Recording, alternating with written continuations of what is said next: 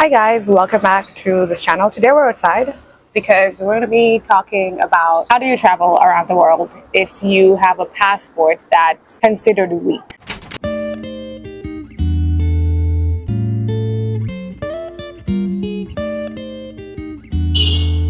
I'm going to try and zoom in. You guys see this beautiful pool hidden right after the trees?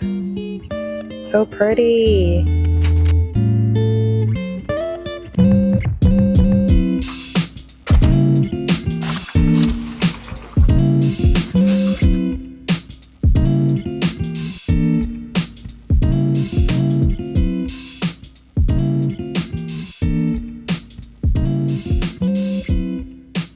So I have a Kenyan passport, and according to the global passport power rank, my Kenyan passport is number 77. What does that mean? What is the global passport power rank? The global passport power rank ranks your passport by mobility score, basically how easy you can up and leave to another country without applying for a visa or submitting documents. The stronger your ranking, the easier it is for you to travel from one country to another.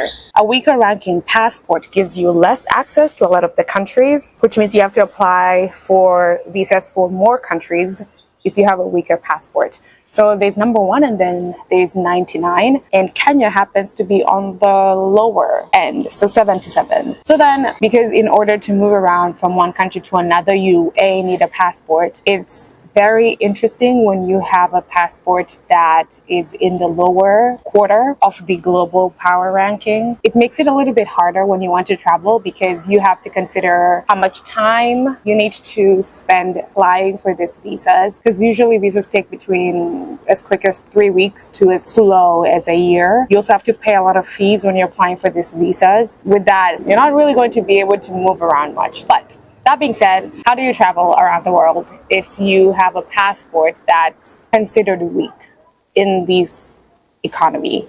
I've come up with a bunch of creative ways to help me travel, and I'm going to be sharing those with you today. One way you could strengthen your passport is by getting a really strong visa or getting a visa from a country with a really strong passport, because that way you can visit multiple countries on that one singular visa.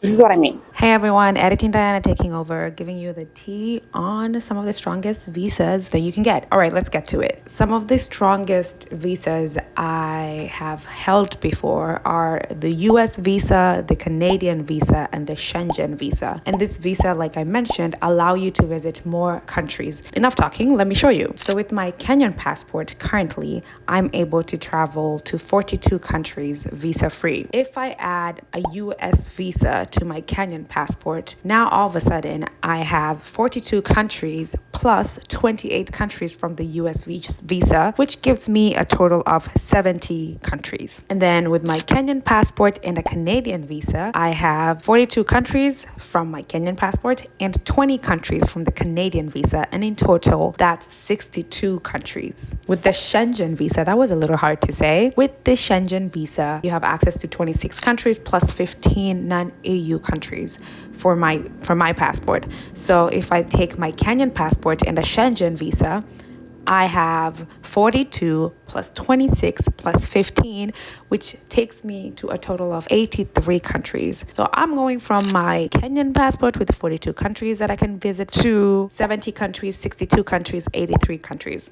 So that's the reality. If you want to make your passport strong, get a strong visa. Now, it could be easy, it could be hard, but if this is something you are able to do, I think it just adds a whole different dynamic to your mobility across the different parts of the world. Another option is to look at countries that border the country that you live in, or countries that border the country whose passport you have. So for example, when you look at Kenya, it's surrounded by 5 countries: Uganda, Tanzania, South Sudan, Ethiopia, and Somalia. So I'm able, with my Kenyan passport, to visit the 5 countries without a visa. I could just up and leave to those countries. I don't know what it is, but for the most part, look at the countries that border your country. You probably have like a trade treaty or an agreement that allows people to come in and out easily. So if you've never traveled, maybe the first thing you would want to consider is traveling to a country that borders your country, because they'll have very limited visa restrictions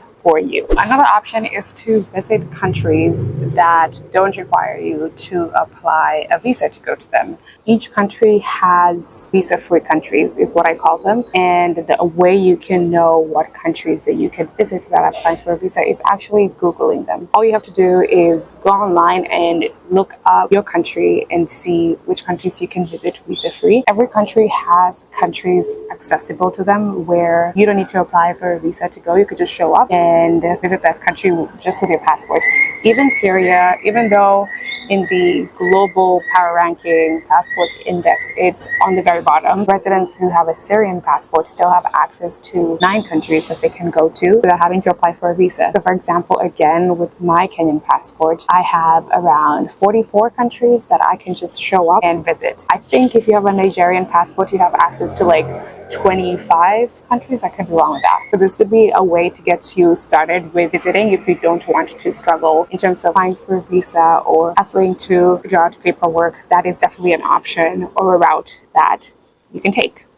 I will say make sure you make Google your best friend in terms of like what you can and what you can't do, and look into, if you're unsure, look into the specific country and look at their like government website to see if you can just appear without having to apply for any visa. And that's it. Those are my creative ways of getting around and traveling with a weak passport.